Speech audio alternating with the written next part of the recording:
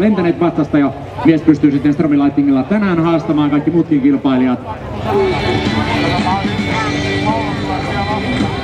Ja Ville sanoi, että tavoitteena ainakin antaa velipoika Jukalle oikein kunnon kyytiä, eli Jukkahan istuu tuolla lavetin takana.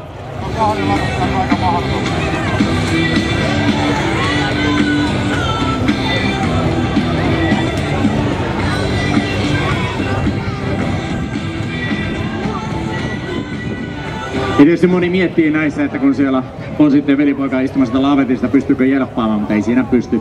Ainoa mitä Jukka pystyy tekemään, niin on lyödä tappokatkaisin päälle, mutta silloinhan Ville matkanteko loppuu siihen, eli mies tuskin sitä missään vaiheessa tekee.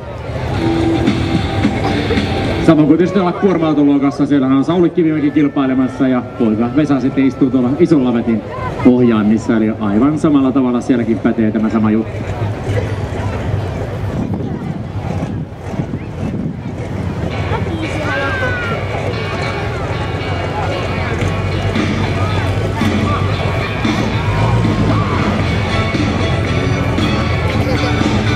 Ja nyt on mielenkiintoista nähdä, miten Stormy Lightning toimii.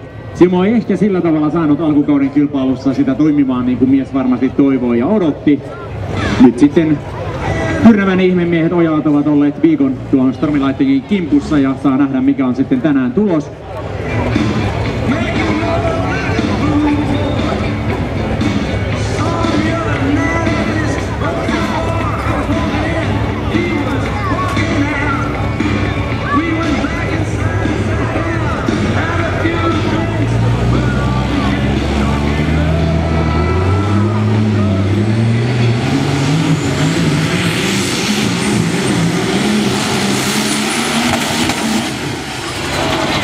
Ja näin sieltä tullaan yli 60.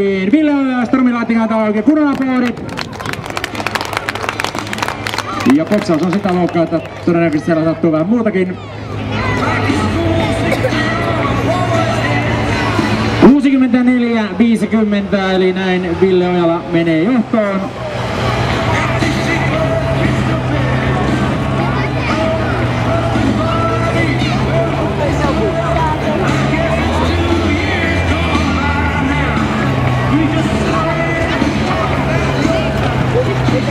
Ja näin siinä arvoisa yleisö vaan käy, että tuo veto on hylätty, nimittäin sammutin tippuu tuon vedon aikana ja silloin säännöt ovat hyvin selvät, eli veto on hylätty.